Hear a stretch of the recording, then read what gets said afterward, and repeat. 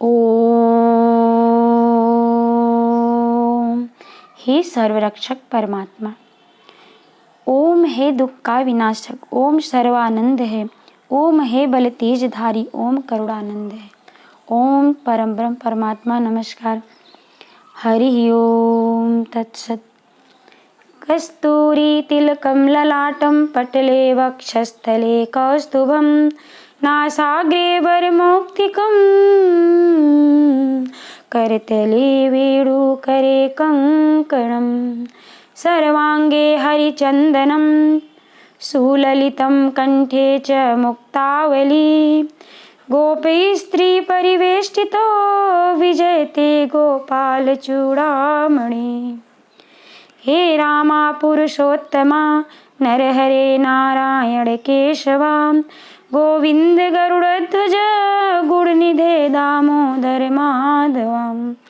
हे कृष्ण कमलापते यदुपते सीतापते श्रीपते वैकुंठाधिपते चराचरपते लक्ष्मीपते पाहि माम्।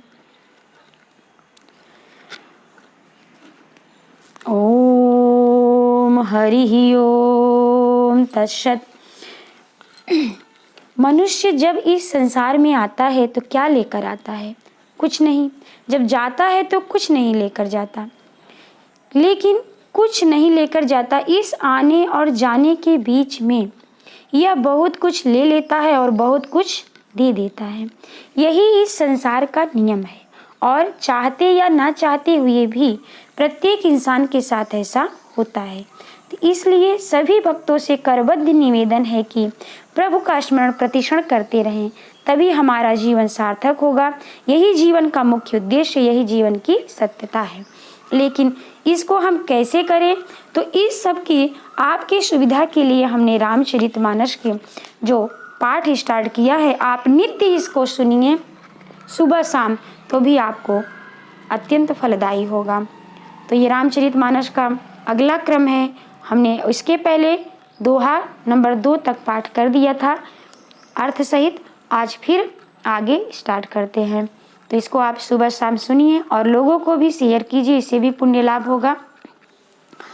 तो दोहा नंबर आपका था 2। इसके आगे आज करते हैं। श्री गणेशाय नमः। श्री जानकी वल्लभो विजयते। श्री रामचरितमानस प्रथम सोपान बालकांड। दोहा नंबर 2।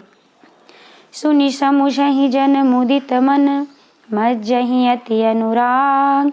लहई चारि फल अचत तनु, साधु समाज प्रयाग।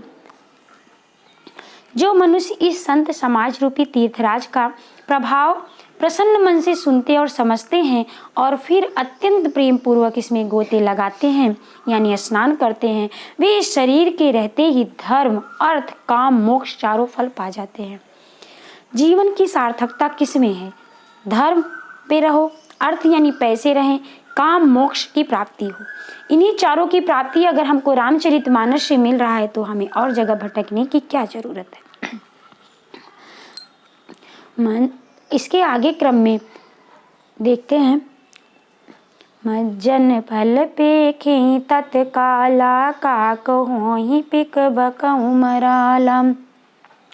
सुनिया चरज करय जनि कोई, सतसंगति महिमा नहीं गोई। बाल्मीकि नारद घट जोनी, निज निज मुख न कही निज होनी। जल चर थल चर नभ चर नाना, जे जड़ चेतन जीव जहाना। इसका अर्थ है, इस तीर्थ राज में स्नान का फल तत्काल ऐसा देखने में आता है कि कौवे कोयल बन जाते हैं और बगुले हंस बन जाते हैं। यह सुनकर कोई आश्चर्य न करे, क्योंकि सत्संग की महिमा छिपी नहीं है। वाल्मीकि, नारद जी और अगस्त्य जी ने अपने अपने मुखों से अपनी होनी जीवन का वृत्तांत कहा है। जल में रहने वाले, जमीन पर चलने वाले और आकाश में विचरने वाले नाना प्रकार के जड़ चेतन जिसने जीव इस जगत में हैं, सबको यह पता है कि सत्संगत का प्रभाव बहुत बड़ा होता है। इसमें हमने बताया था आगे कि जहाँ पर 4 लोग मिलकर भगवान की चर्चा करने लगे, वहीं पे तीर्थराज प्रयाग उत्पन्न हो जाते हैं, यानी वहीं तीर्थराज प्रयाग उपस्थित हो जाते हैं। तो ऐसे सत्संगी तीर्थराज प्रयाग में जो कथा को, वार्ता को सुनता है और सुनाता है, तो समझ लो वो गंगा रूपी जल में स्नान कर रहा है। और स्नान करने के बाद वह इस सत्संगत रूपी चर्चा पर चर्चा, भगवान की चर्चा में जो भगवान नाम स्मरण हो जाता है, उससे इतनी आश्चर्यजनक परिवर्तन आपके जीवन में हो सकता है, पुण्य लाभ हो सकता है कि कौवा, एग्जाम्पल दिया गया है कि कौवा भी कोयल बन सकता है। यानी अगर सत्संग में बैठने उठने लगो आप, तो जितनी भी बुराइयां होंगी कौवे रूपी, वो मधुर आवाज कोयल जैसी बन जाएगी, और दूसरे बगुले जो रहते वो हंस बन जाएंगे। यानी एक व्यक्ति जो है अगर सत्संग में उठने बैठने लगे और भगवान की चर्चा पर चर्चा करने लगे, तो उसको इतना परिवर्तन हो सकता है कि एक बुरा आदमी भी अच्छा बन सकता है और हमारी मानसिक बुराइयां भी दूर हो सकती हैं। तो ये इसका एग्जाम्पल ही है, दिया गया है पशु पक्षियों से। उसके अलावा वाल्मीकि हुए, नारद जी हुए, अगस्त्य जी हुए, ये सब ने अपने मुखों से अपने जीवन का वृत्तांत बताया है कि वे कैसे पहले बुरे कर्मों में लिप्त थे और बाद में उनको कैसे सत्संगत में आने पर भगवत की प्राप्ति हुई। यानी वाल्मीकि की कहानी सबको पता है कि पहले उनका नाम था रत्नसेन, उनका नाम था रत्नसेन, और वो एक बहुत चोर और डाकू टाइप के व्यक्ति थे। बाद में उनको साधुओं को बांध लिया, साधुओं ने उनको ज्ञान दिया कि जो आप ये बुरा कर्म कर रहे हो, किस लिए कर रहे हो। तो वाल्मीकि ने उत्तर दिया, मैं अपने परिवार का भरण पोषण के लिए कर रहा हूँ। तो साधुओं ने कहा कि तुम तो पाप करके भरण पोषण कर रहे हो, तो क्या इस पाप का फल तुम्हारा परिवार भोगेगा या तुम? तो बोले वाल्मीकि सहज स्वभाव से कि सभी भोगेंगे, क्योंकि सभी खाते हैं पाप का कर्म। उन्होंने कहा नहीं, पाप तुम करते हो, अत्याचार तुम करते हो और लूटते हो, तो इसका फल अगर पूछ के आओ, तुम्हारे परिवार वाले तुम्हारा पाप का फल लेने के लिए तैयार हैं। तो बोले, साधुओं को वहीं बांध दिया वाल्मीकि ने और अपने परिवार से जाके पूछा कि मेरे इस पाप कर्म से मैं जो तुमको खिलाता हूँ, क्या परिवार का कोई व्यक्ति इस पाप को भोगने के लिए तैयार है? तो परिवार के सारे लोग मना कर दिए, बोले तो चोरी चमारी तो तुम करते हो और हम इसको कैसे भोगे, वो तो तुम्हें ही फल मिलेगा। तब वाल्मीकि को ज्ञान हो गया कि जो कर्म जैसा करता वो खुद ही उसका फल को भोगना पड़ता है, और परिवार वाले सिर्फ अच्छे के साथ ही होते हैं, बुरे के साथ ही नहीं होते। या कोई भी व्यक्ति हो, किसी के सुख में ही साथी बनता है, दुख में बहुत बिरले ही बनते हैं। तो वाल्मीकि उन संत महात्माओं की संगत में आकर ज्ञान प्राप्त हो गया और उन्होंने कहा कि क्या ऐसा कार्य करें जिससे हमें मुक्ति मिले। तो साधुओं ने बताया कि राम राम नाम का जप कीजिए। उस समय वो बहुत अज्ञानी थे, उनको राम शब्द भी कहना नहीं आता था, तो उनके मुख से मरा मरा निकलता था। तो उन्होंने कहा मरा मरा ही तुम जपो, बट ध्यान राम का ही रहे। ऐसा करने से वाल्मीकि त्रिकालदर्शी बन गए और आज हम वाल्मीकि संस्कृत के रामायण भी पढ़ते हैं और वही संस्कृत रामायण तुलसीदास जी ने रामचरितमानस के रूप में हमें प्रतिबद्ध करके जनता में दिया, जिसको आज हम पढ़ के पुण्य लाभ प्राप्त कर सकते हैं। तो सत्संगत का इतना बड़ा प्रभाव होता है कि उसका वर्णन शब्दों से नहीं किया जा सकता। इतने एग्जाम्पल, इतने उदाहरण पड़े हुए हैं ऋषि महर्षियों के और जन जन में बहुत लोगों से आप प्राप्त कर सकते हैं। फिलहाल आप दूसरों की बातों का विश्वास न करके खुद पहले सत्संगत में आइए और उसका प्रभाव देखिए। निज अनुभव के साथ ही आपको प्रभाव पता चल जाएगा। तो आगे की चौपाई है, मति की रति गति भूति भलाई, जब जेहि जतन जहाँ जेहि पाई, सो जानब सतसंग प्रभाऊ, लोकहु वेद नयान उपाऊ, बिनु सतसंग विवेक न होई, राम कृपा बिनु सुलभ न सोई, सतसंगत मुद मंगल मूला, सोई फल सिद्धि सब साधन फूला। उनमें से जिसने जिस समय जहाँ कहीं भी जिस किसी यत्न से बुद्धि, कीर्ति, सद्गति, विभूति यानी ऐश्वर्य और भलाई पाई है, सो सब सत्संगत का ही प्रभाव समझना चाहिए। वेदों में और लोक में इनकी प्राप्ति का दूसरा कोई उपाय नहीं है। बट ये सब प्रभाव जैसे अगस्त, वाल्मीकि, नारद सबके विषय में बताया कि जो भी यश कीर्ति इन्होंने पाई है या जो भी पाता है व्यक्ति सत्संगत के प्रभाव से ही पाता है। इसमें आगे कहा गया है कि सत्संगत का प्रभाव तो बहुत बड़ा है, लेकिन सत्संगत मिले कैसे? सत्संग के बिना विवेक नहीं होता यानी ज्ञान नहीं होता, और श्री राम जी की कृपा के बिना यह सत्संग सहज में मिलता भी नहीं है।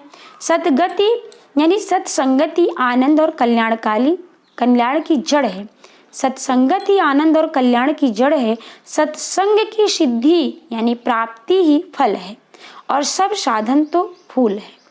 यानी जितनी भी साधन हैं विवेक के यानी ज्ञान प्राप्त करने के, वे सब एक फूल की भांति हैं। बट जो सत्संगत के सिद्धि प्राप्त होती है वही समझो हमारा फल है। तो सत्संग से ही ज्ञान मिलता है यानी बुद्धि आती है, अच्छे बुरे का विवेक आता है हमको। लेकिन यह संगत भी बिना राम की कृपा से नहीं मिल सकती, यानी जब राम कृपा करेंगे तब हमारी संगत में कोई अच्छा व्यक्ति आएगा और हमें भगवत प्राप्ति की तरफ ले जाएगा। यानी तभी जब राम कृपा करते हैं तो अच्छों की संगत मिलती है, और नहीं तो बुरे लोग तो दुनिया में पड़े हैं। कलयुग में बुराई ज़्यादा, बुरे लोग मिलेंगे, अच्छे लोग कम मिलेंगे। लेकिन हमको समझना चाहिए विवेक से कि हमको सत्संगत की प्राप्ति की लालसा रहेगी तो एक दिन हमको सत्संगत मिल ही जाएगी और हमारा भी उद्धार हो सकता है। इस आगे की चौपाई में दिया गया है कि जब सत्संगत मिल जाती है तो कैसा प्रभाव होता है। इसके आगे चौपाई कहती है, सठ सुधरहि सत्संगति पाई, पारस परस कुधात सुहाई, विधि बस सुजन कुसंगति परहि, फनि मन सम निज गुण अनुसरहि। आगे कहते हैं श्री तुलसीदास जी कि दुष्ट भी सत्संगत पाकर सुधर जाते हैं। जैसे पारस के स्पर्श से लोहा सुहावना हो जाता है यानी सुंदर सोना बन जाता है, किंतु देव योग से यदि कभी सज्जन कुसंगत में पड़ जाते हैं तो वहाँ भी सांप की मणि के समान अपने गुणों का ही अनुसरण करते हैं। अर्थात जिस प्रकार सांप संसर्ग पाकर भी मणि उसके विषय को ग्रहण नहीं करती तथा अपने सहज गुण प्रकाश को नहीं छोड़ती, उसी प्रकार साधु पुरुष दुष्टों के संग में रहकर भी दूसरों को प्रकाश ही देते हैं, दुष्टों का उन पर कोई प्रभाव नहीं पड़ता। इसमें आपको सहज शब्दों में बताएं कि यदि हमको सत्संगत मिलती है तो अच्छी बात तो होती है, लेकिन इसमें ये बताए हैं वाल्मीकि जी की दुष्ट भी सत्संगत पाकर सुधर सकते हैं। कोई भी बहुत बचपन से गलत काम करते हो लेकिन उसको संगत अगर सत्संग मिल गया तो वो दुष्ट व्यक्ति भी सुधर सकता है। यहाँ तो सुधरने का तो सहज बात है, बट कभी कभी सज्जन व्यक्ति दुष्टता की संगत में आ जाते हैं। तो अगर कोई सज्जन व्यक्ति है, उसके वातावरण में बहुत ही लोग बुरे हैं, तो भी वो क्या करते हैं कि वो सज्जन व्यक्ति उन दुष्ट के स्वभाव को ग्रहण नहीं करते, उसी प्रकार नहीं ग्रहण करते जैसे सांप के मुंह में मणि होती है। यानी मणि तो बहुत ही प्रभावशाली और बहुत अच्छी मानी जाती है, और सांप के मुंह में क्या होता है? विष होता है। तो क्या मणि उस विष को ग्रहण कर लेती है? नहीं करती। जैसे ही सांप मणि को बाहर निकालता है वैसे ही वो मणि अपने दिव्य प्रकाश में आ जाती है और चारों तरफ उजाला और प्रकाश कर देती है।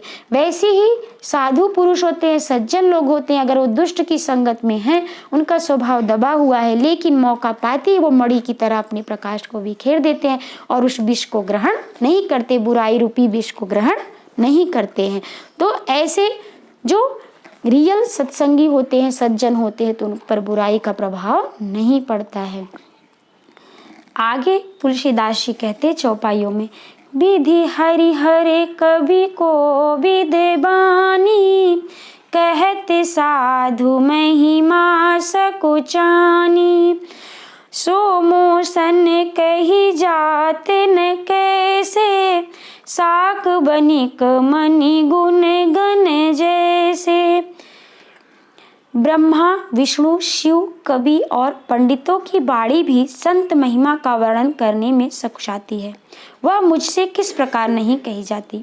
जैसे साग तरकारी बेचने वालों से मड़ियों के गुण समूह नहीं कहे जा सकते। यहाँ तुलसीदास जी अपने आप को बहुत निम्न बताते हुए कहते हैं, यानी वो कहते हैं हमारे पास इतनी बुद्धि नहीं है कि मैं सत्संगत की महिमा का वर्णन कर सकूं।